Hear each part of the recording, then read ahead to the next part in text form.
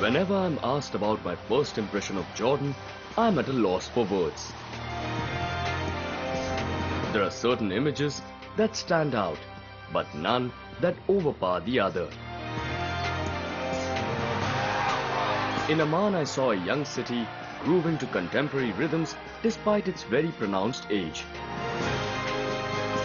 While in Jerash, it was difficult to believe that we were not in 129 AD or thereabouts.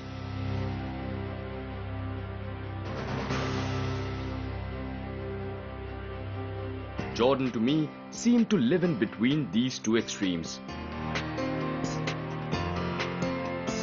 Next on my list were Ajloon, Pella, Amkes and Petra.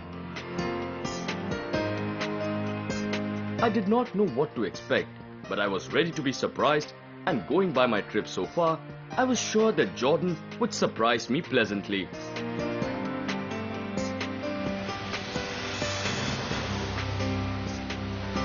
I reached Ajloon by late afternoon, and after dumping my bags at the hotel, I immediately set out towards the chief attraction here, the Ajloon Castle.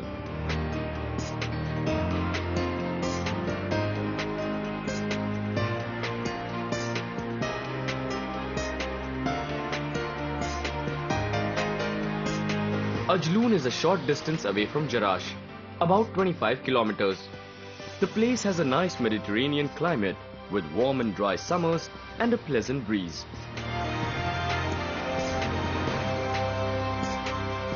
In Arabic, the castle is called Qalat ar-Rabad. It sits astride the top of the hill with Ajloon spread below.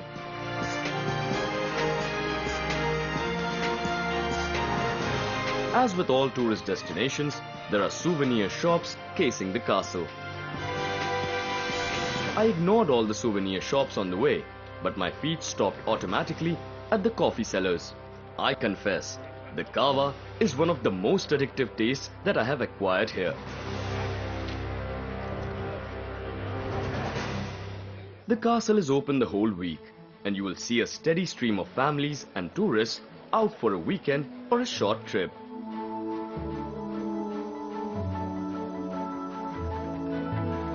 It quite amused me to think that what was once a military power is today rife with the shouts of children and over-eager tourists.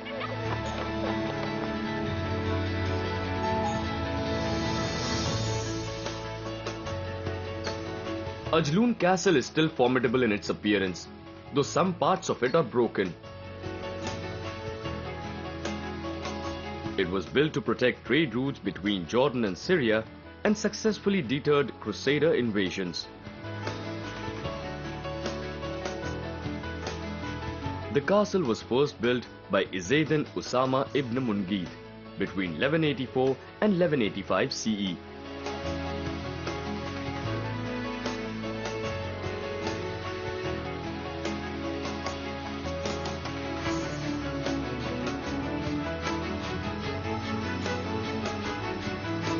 Later, after the Mongol invasion, the Mamluk Sultan Baybars rebuilt the castle.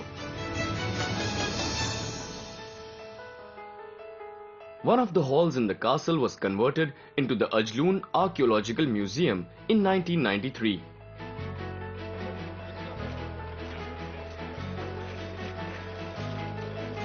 The excavations in the northern Jordan Valley have led to a rich treasure trove of artifacts from the Neolithic and Bronze Age.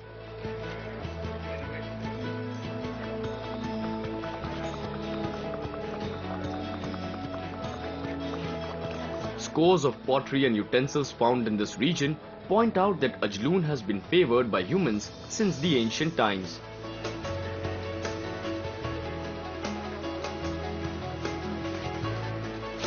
The artifacts may have decayed with time, but are in good enough condition to paint a very lively picture of that time. Like in most of Jordan, mosaics have been found here as well. Despite being ruined, I couldn't help appreciating the painstaking effort that must have gone into creating one masterpiece after another.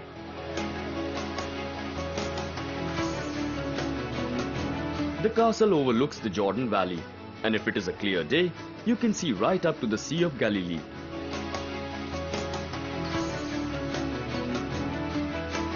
Ajloon was a memorable trip because it granted me one wish. Though there was no army to commandeer, just looking at the rolling countryside from the defences of the castle made me feel what it must have been to command an army.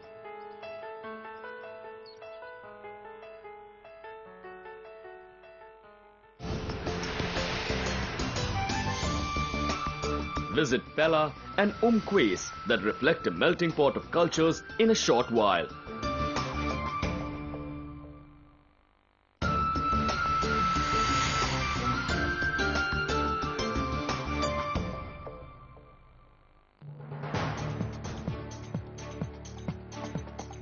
Close to Ajloon is Irbid, the second largest city in Jordan.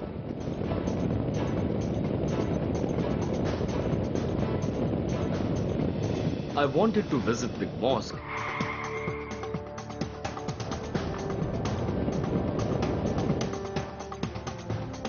but rushed through as there are hardly any sightseeing options here. Irbid is equidistant from both Pella and Quays, where I was headed to next, starting with Pella.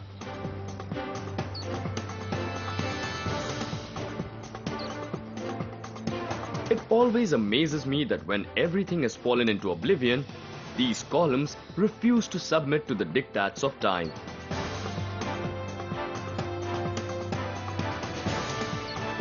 Tall they stand, erect as if pins on a map. Sadly, broken stones and columns are mostly what you will find here.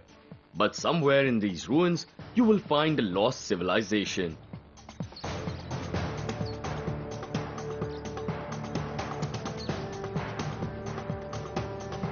Pella is locally called Tabaqit Fal and was once part of the Decapolis cities of the Roman Empire.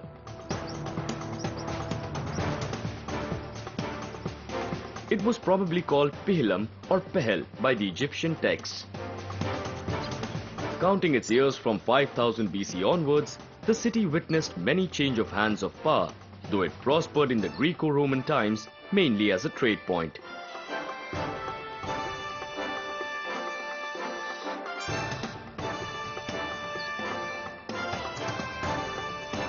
The rows and columns formed the Byzantine civic complex or middle church that was built on top of another Roman civic complex. The two hills, Tel el Husn, with tombs cut into the hillside, and Tel Abu el Khas formed the backdrop. There is not much of grandeur here, but Pella's history is all about resilience. It was destroyed by the Hasmonean ruler Alexander Jannaeus for not adopting Judaism, but the city bounced back to prosperity during the Roman age and then later the Byzantine and the Umayyad periods.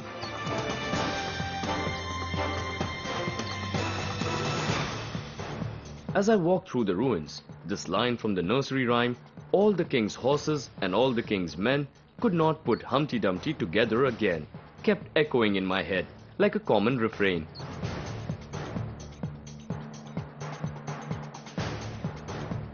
If wishes were horses, well then Pella would recover its past glory. Moving on from Pella, next is Quays. Quays sits about 518 meters above sea level. Surrounded by lush greenery and the sea, the ancient city was a key trading center. This is the same biblical city, Gadara, where Christ exorcised two people from evil spirits and drove them into a herd of pigs that jumped into the Sea of Galilee. While an earthquake in 747 AD destroyed the city, there is still much to admire and appreciate here.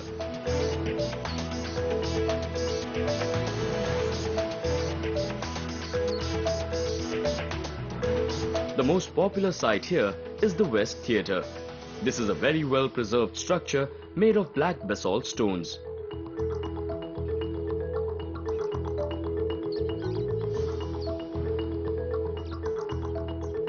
The Romans were extremely fond of the arts, and these theatres enjoyed royal patronage. The city had an active cultural scene and was home to several poets and philosophers. In fact, it was called New Athens.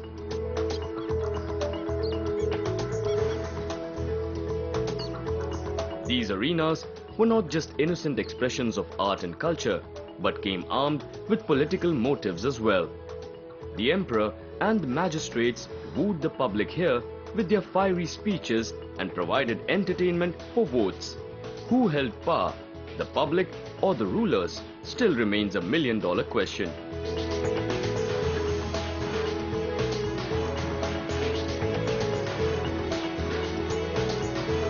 Right across the theatre is the Cardo, or the colonnaded street, which must have been the town's commercial centre.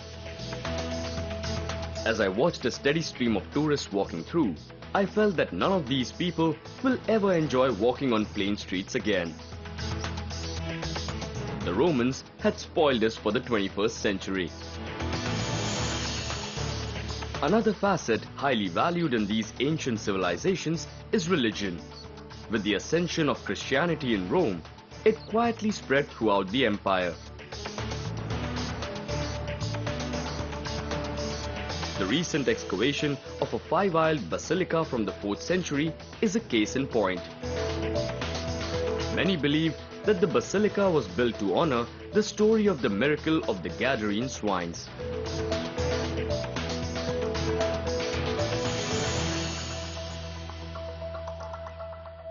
If you want to fully appreciate the beauty of then catch a place on the high hilltops where the rest house is located and watch as the sun sets.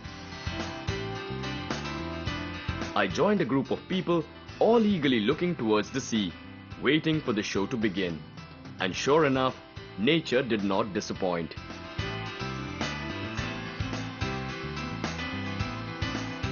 There is something very dramatic about as if it is used to royal treatment. The colors are screaming vibrant look at me shades. It just looks surreal with all those shapes and colors flowing into each other. Syria lay on the other side of the sea. One by one, following an unspoken signal, lights began blinking on both sides of Galilee, identifying themselves, acknowledging each other, standing in unity, divided by a line.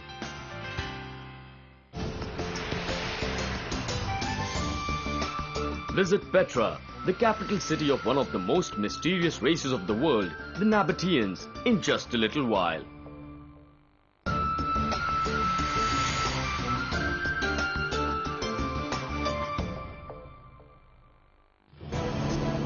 As I traveled through the length of Jordan, I realized that countries are like seashores. Waves upon waves of civilizations wash over the shores, leaving behind remnants and sometimes nothing at all.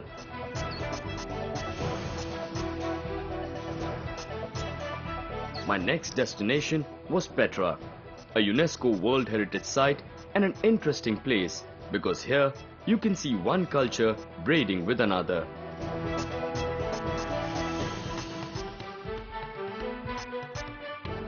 Petra lies near the Araba Valley that extends from the Dead Sea to the Gulf of Aqaba. It is about 3 to 5 hours from Amman.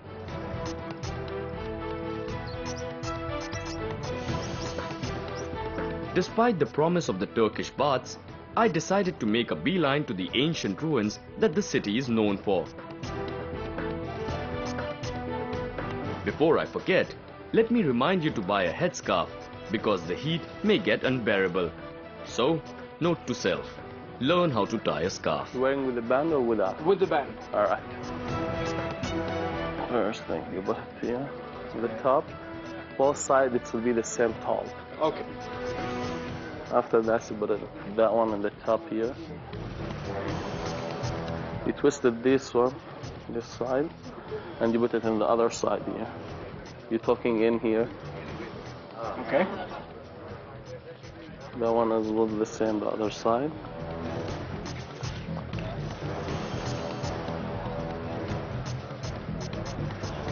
Right now you look like a native Jordanian. Like a native Jordanian? Yes. All right, thank you. Wadi Musa is the valley of Moses, where Moses struck a rock to bring forth water. It is the village closest to Petra, and as one of the locals pointed out, it snows here in winter when Petra is teetering at temperatures above 30 degrees Celsius. The entry point to the ancient city is the Sikh. It is like a trailer to the movie ahead. About 1 kilometer long, the gorge was created when these 80-meter high sandstone rocks split into two by the torrent Musa.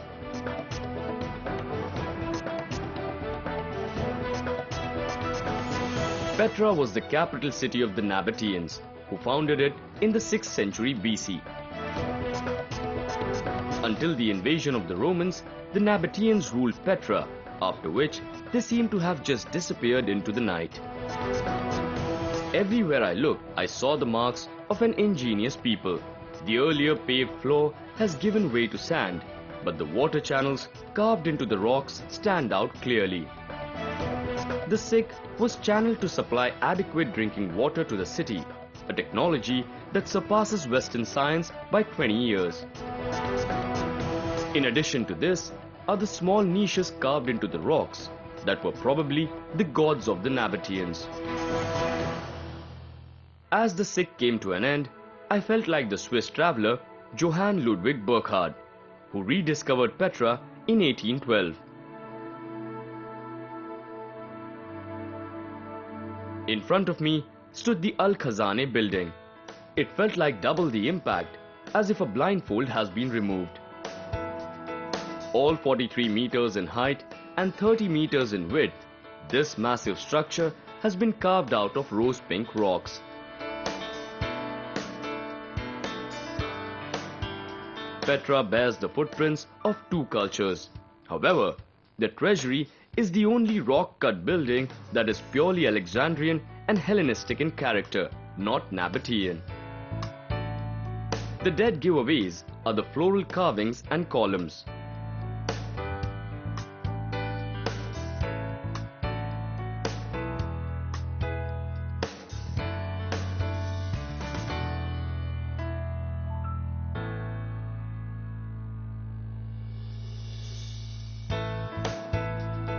The landscape is dotted with tiny windows that are actually tombs. The extravagant ones were meant for the rich, while the simpler ones were meant for the less fortunate. The street of facades is actually a long line of impressive tombs with scrubbed surfaces that look like residential buildings. Many of these burial sites were converted into churches like the Urn Tomb.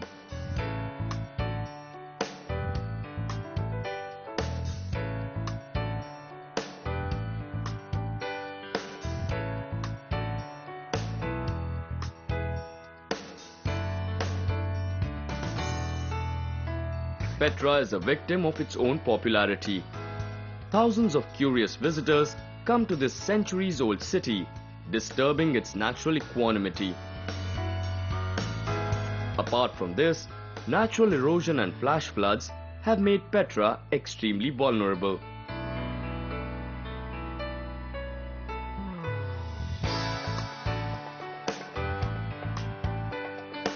The rehabilitation of the Beduls or the Bedouins some 20 years ago was one of the first steps into securing the future of the city. But a lot needs to be done to protect this World Heritage Site.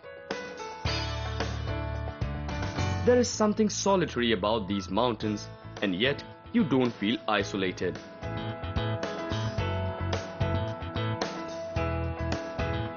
If I would have to sum up my journey of Petra in one word, speechless.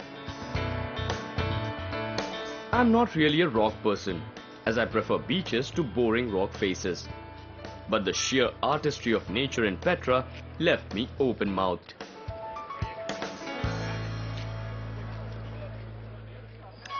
With Petra, another chapter of my Jordan diaries came to an end. The more I travel within Jordan, the more I realize that whatever may be the size of a country on paper, on land, it is an endless jog through miles, moments and memories.